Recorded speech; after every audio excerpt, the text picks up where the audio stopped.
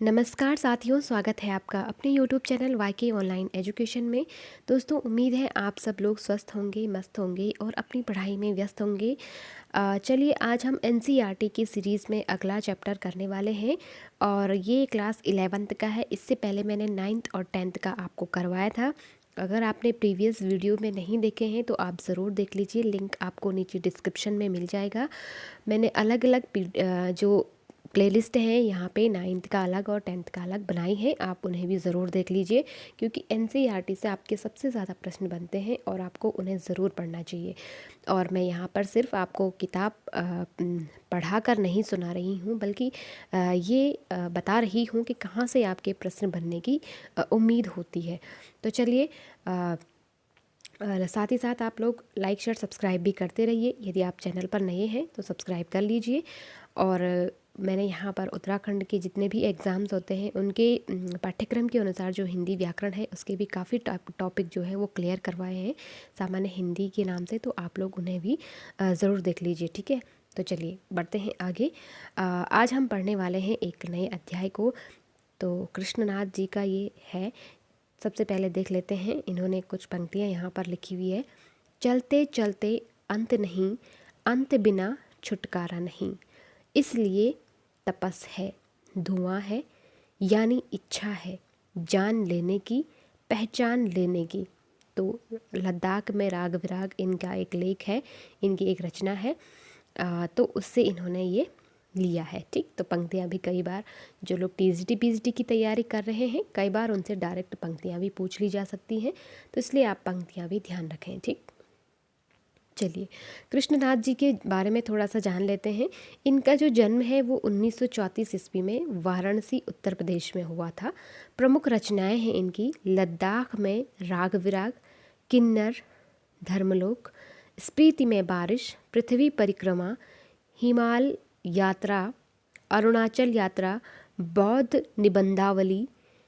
हिंदी और अंग्रेजी में कई पुस्तकों का इन्होंने संपादन किया। ठीक, तो ये आप लोग इनकी कुछ पुस्तकें हैं, जैसे स्पीति में बारिश हो गया, किन्नर धर्मलोक हो गया और लद्दाख में राग विराग, पृथ्वी परिक्रमा हो गया। तो ये आपको विशेष रूप से ध्यान रखनी है। ठीक है, पहले तो आपको कोशिश करना कि सारी की सारी याद रहें, क्योंकि अब कंपटीशन आप सब जानते हैं कि दिन प्रतिदिन काफ़ी टफ होते जा रहे हैं और आप लोगों को कहीं से भी कोई सा भी प्रश्न पूछ लिया जा सकता है, तो इसलिए आपको बिल्कुल सारी याद होनी चाहिए। ठीक, सम्मान है इनका जो इनको मिला है, लोहिया सम्मान मिला है इनको और मृत्यु इनकी 2016 में हुई है। ठीक, अब हम थोड़ा सा इनके व्यक्तित्व के बारे में जान लेते हैं। कृष्णनाथ के व्यक्तित्व के कई पहलू हैं। काशी हिंदू विश्वविद्यालय से अर्थशास्त्र में एमए के बाद उनका झुकाव समाजवादी आंदोलन और बौद्ध धर्म की ओर हो गया। बौद्ध दर्शन में उनकी गहरी पैठ है। वे अर्थशास्त्र के विद्वान हैं और काशी विद्यापीठ में इसी विषय के प्रोफेसर भी रहे। अंग्रेजी और हिंदी दोनों भाषाओं पर उनका अधिकार है और दोनों की पत्रकारिता से भी उनका जुड़ाव रहा है, यानी कि हिंदी और अंग्रेजी दोनों भाषाओं में इन्होंने पत्रकारिता में भाग लिया था। ठीक है, यानी कि पत्रकार रहे हैं ये। हिंदी की साहित्यिक पत्रिका कल्पना के संपादक मंडल में वे कई साल रहे। तो ये बात आपको ध्यान रखनी है, एक कल्पना पत्रिका निकलती थी, बहुत फेमस पत्रिका थी, तो उसके संपादक मंडल में भी ये कार्यरत थे। ठीक, और अंग्रेजी की एक पत्रिका है, उसका नाम है मैनकाइंड का कुछ वर्षों तक इन्होंने संपादन किया था। राजनीति, पत्रकारिता और अध्यापन की प्रक्रिया से गुजरते गुजरते वे बौद्ध दर्शन की ओर मुड़े। भारतीय और तिब्बती आचार्यों के साथ बैठकर उन्होंने नागार्जुन के दर्शन और वज्रयानी परंपरा का अध्ययन शुरू किया। ठीक है, भारतीय चिंतक जे कृष्णमूर्ति ने जब बौद्ध विद्वानों के साथ चिंतन मनन शुरू किया तो कृष्णनाथ भी उसमें शामिल थे। बौद्ध दर्शन पर कृष्णनाथ जी ने कृष्णनाथ जी ने काफ़ी कुछ लिखा है। तो ये बौद्ध दर्शन इन्होंने बाद में बौद्ध धर्म अपना लिया था, तो उस पर ही इन्होंने बाद में लेखन कार्य किया। ठीक, चलिए कुछ और जान लेते हैं। इतना कुछ करने के बावजूद कृष्णनाथ जी की सृजन आकांक्षा पूरी नहीं हुई, इसलिए वे यायावर हो गए। यायावर मतलब घुमक्कड़ी। ठीक, तो जो लोग घूमने मतलब कई लोग होते हैं ना, घूमने फिरने का शौक़ रखते हैं, लेकिन इन्होंने क्या किया, जहाँ जहाँ ये घूमे फिरे वहाँ वहाँ के इन्होंने लेखन किया उस चीज़ पर, कहाँ कहाँ गए, यात्रा, इस तरह के यात्रा वृत्तांत लिखे। तो इस प्रकार की जो प्रवृत्ति होती है लेखक जिसको अपने शब्दों में पिरोता है, और उसे कहते हैं यायावरी। ठीक है, एक स्थान पर जो स्थिर नहीं रहता है।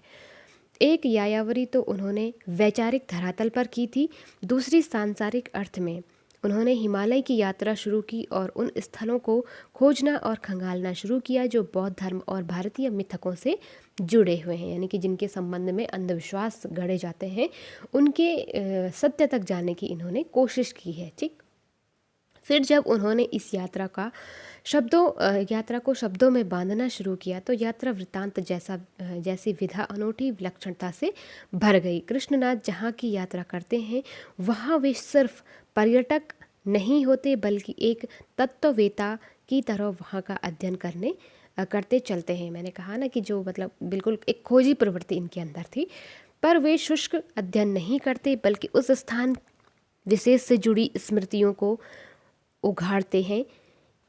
ये वे स्मृतियाँ होती हैं जो इतिहास के प्रवाह में सिर्फ स्थानीय होकर रह गई हैं, लेकिन जिनका संपूर्ण भारतीय लोकमानस से गहरा रिश्ता है। पहाड़ के किसी छोटे बड़े शिखर पर दुबक कर बैठी वह विस्मृत सी स्मृति मानो कृष्णनाथ की प्रतीक्षा कर रही हो कि वे आएं और उसे देखें और उसके बारे में लिखकर उसे जनमानस के पास ले जाएं। कृष्णनाथ के यात्रा वृत्तांत स्थान विशेष से जुड़े होकर भी भाषा, इतिहास, पुराण का संसार समेटे हुए हैं। पाठक उनके साथ खुद यात्रा करने लगता है। वे लोग जो इन स्थानों की यात्रा कर चुके होते हैं, वे भी अगर कृष्णनाथ के यात्रा वृत्तांत को पढ़ेंगे तो उन्हें कुछ नया लगेगा। उन्हें महसूस होगा कि उनकी पुरानी यात्रा अधूरी थी और कृष्णनाथ के यात्रा वृत्तांत को पढ़कर वह पूरी हुई। क्योंकि हम अक्सर कहीं पर जाते हैं ना, तो हम चीज़ों को ऑब्ज़र्व नहीं करते हैं, चीज़ों को हम गहराई से नहीं देखते हैं। यात्रा तो सब करते हैं, लेकिन किसी भी चीज़ की गहराई तक जानने, उसके कहते हैं ना कि उसके पीछे का जो सत्य होता है, तो उसको जानने का प्रयास कम लोग करते हैं। लेकिन एक लेखक जो होता है, एक साहित्यकार जो होता है, कहा भी गया है जहाँ न पहुँचे रवि वहाँ पहुँचे कवि। तो जो लेखक की दृष्टिकोण है वो कुछ अलग ही होता है। वो उसके पीछे जो अप्रत्यक्ष है, जो परोक्ष रूप से है, वो उस सत्य को जानने का प्रयास करता है। और जब वो अपनी कलम के माध्यम से अपने शब्दों में उसे पिरोता है तो फिर कुछ नया निकल करके आता है।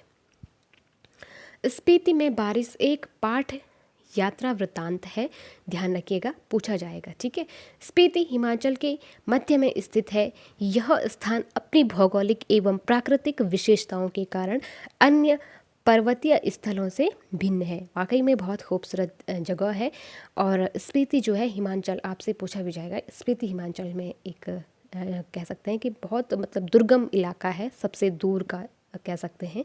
हमेशा यहाँ ठंड रहती है, बर्फ़ रहती है। ठीक, यह स्थान भौगोलिक एवं प्राकृतिक विशेषताओं के कारण अन्य पर्वतीय स्थलों से भिन्न है। लेखक ने इस पाठ में स्पीति की जनसंख्या, ऋतु, फसल, जलवायु तथा भूगोल का वर्णन किया है जो परस्पर एक दूसरे से संबंधित है। पाठ में दुर्गम क्षेत्र स्पीति में रहने वाले लोगों के कठिनाई भरे जीवन का वर्णन भी किया है। कुछ युवा पर्यटकों का पहुंचना स्पीति के पर्यावरण को बदल सकता है। ठंडे रेगिस्तान जैसे स्पीति के लिए उनका आना वहाँ बूंदों भरा एक सुखद संयोग बन सकता है।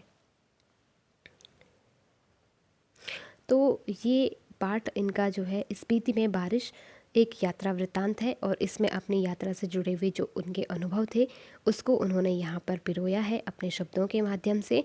तो बाकी यहाँ से जो प्रश्न बनते हैं वो मैं आपको बता चुकी हूँ। पाठ को आपको ज़्यादा डीपली पढ़ने की ज़रूरत नहीं है। स्पीति में बारिश आपको ध्यान रखना है, हिमाचल प्रदेश का एक ग्रामीण इलाका है जो बहुत ही दुर्गम स्थान पर है, जहाँ पहुँचना मतलब कठिनाई बहुत दुर्गम है। और वहाँ के लोगों के जो जीवन है, जो उनकी समस्याएं हैं, उसको इन्होंने इस पाठ में बताया है। और जो कुछ शब्द छवि देख लेते हैं जहाँ से आपसे कभी प्रश्न बन जाते हैं।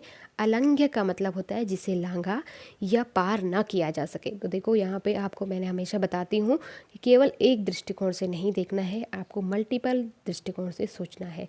तो कई बार आपसे अनेक शब्दों के लिए एक शब्द जब पूछे जाते हैं ना हिंदी व्याकरण के अंतर्गत, तो पूछ लिया जाएगा कि जिसे लांघा या पार ना किया जा सके, तो उसके लिए एक शब्द क्या होगा, तो उसे कहेंगे अलंघ्य। ठीक। स्वायत्त मतलब स्वतंत्र। अतर्क्य मतलब जिस तर्क न करने योग्य, ठीक है, या जिसका कोई तर्क न किया जा सके। तो यहाँ पर भी क्या है, अनेक शब्दों के लिए एक शब्द है अतर्क्य, जिसका तर्क न किया जाए या तर्क न करने योग्य। ठीक।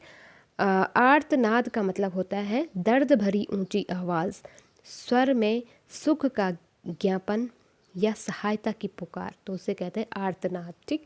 जहाँ पर किसी की सहायता मांगी जाते हैं ना, और उसके लिए हम जब चिल्लाते हैं तो उसे आर्तनाद कहते हैं। ठीक। पीर पंचाल का मतलब होता है एक पर्वत श्रृंखला, आपने सुना भी होगा, पीर पंचाल एक क्या है, पर्वत श्रृंखला है। ठीक। महात्म्य का मतलब महिमा या गौरव।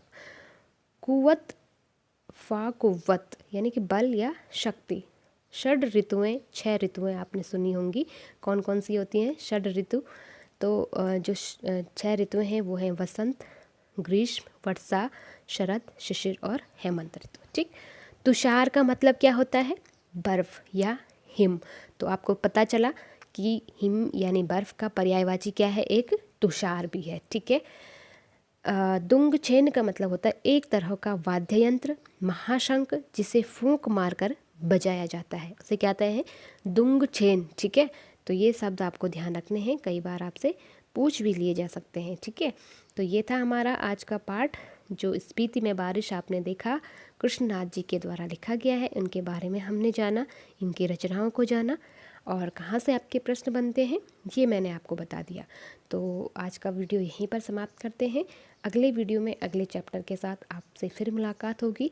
अगर वीडियो पसंद आया तो एक लाइक ज़रूर कीजिए, शेयर करते रहिए, अपना और अपनों का ध्यान रखिए। नमस्कार।